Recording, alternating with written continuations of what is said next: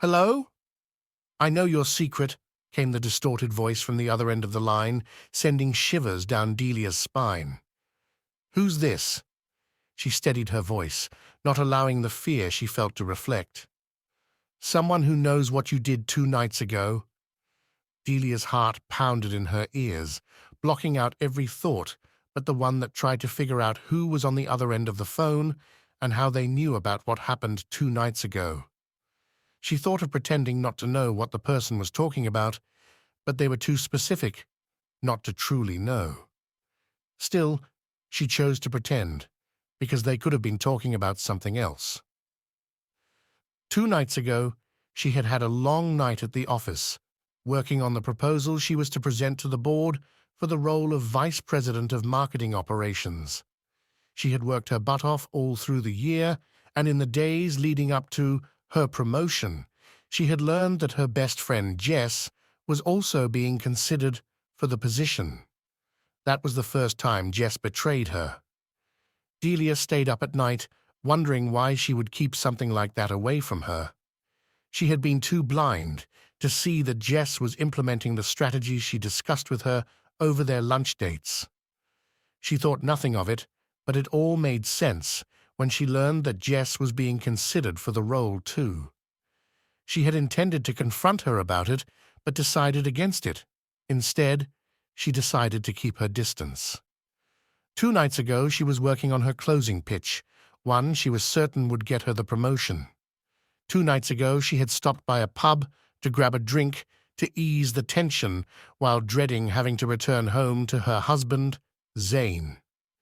2 nights ago, she had gotten home later than she intended and had been a little more than tipsy, but not drunk enough to not feel the sting from the slap Zane had landed on her face for getting home late.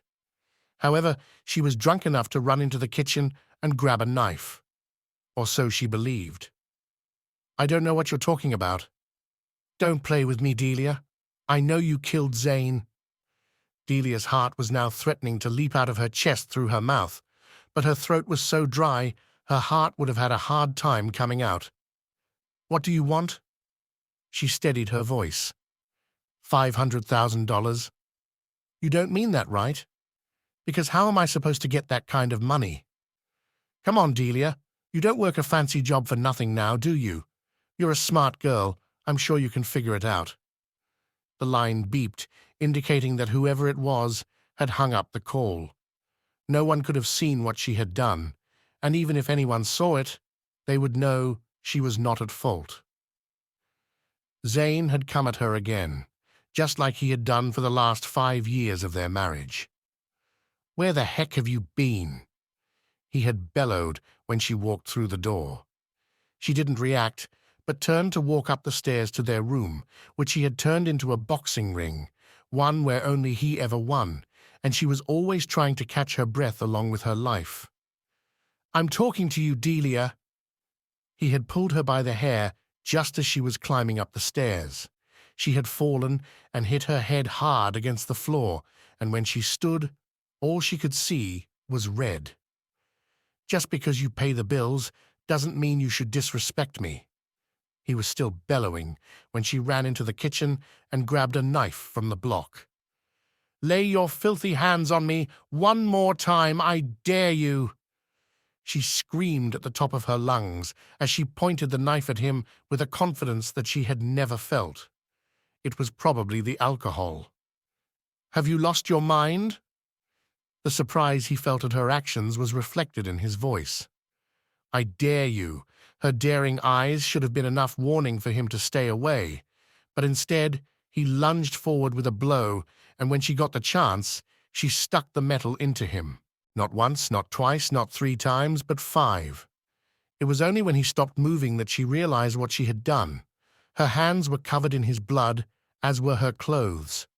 She broke down and shed tears of anger, hurt, guilt, exhaustion from being beaten for 5 years, and relief from knowing that it was finally over. In an instant, she washed herself up, changed her clothes, and went outside her house to check and be sure that no one had seen, and surely only her tire marks were in the driveway. She went back into her house, wrapped up Zane's body in their sheets, and dragged it into the storage room until she could be sure of how to dispose of it. Delia hardly got any sleep that night, or the nights that followed, and after that call, she wasn't going to be getting any sleep tonight either. She stayed awake, wondering who the other person on the end of the call was. The next morning, the same number called again. "Meet me at the address I sent you. I would have said not to bring cops, but I'm sure you know better. Bring the money with you."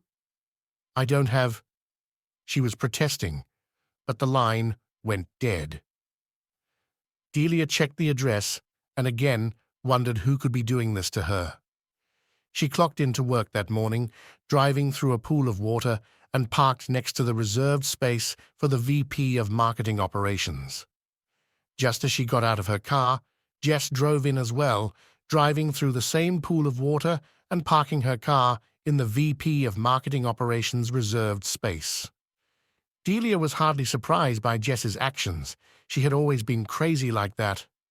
However, as she watched Jess walk away without as much as saying good morning, her attention was drawn to the patterns her wet tire made in the car park.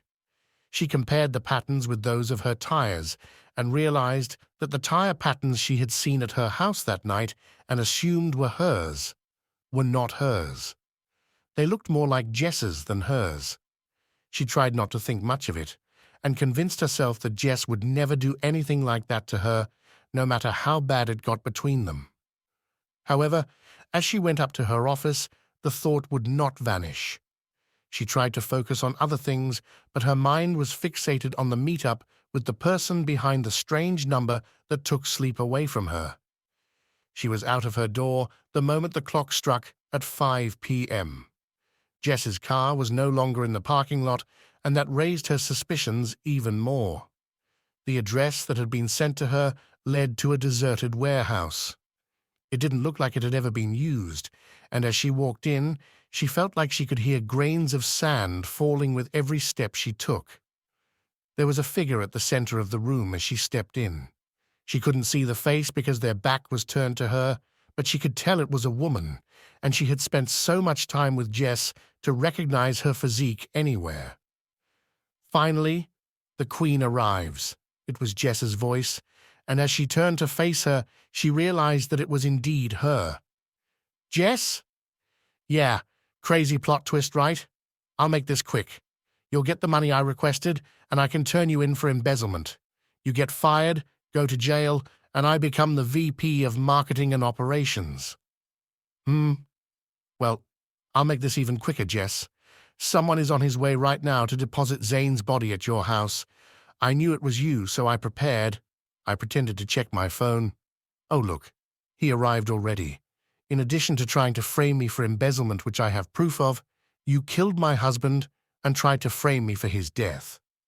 You don't have proof. There was uncertainty in her voice when she said it. I proceeded to play the recording I just made where she admitted to blackmailing me. I'd think twice about my plan if I were you, Jess.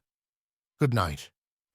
I felt her eyes on me as I made my way out of the warehouse. Well, one down.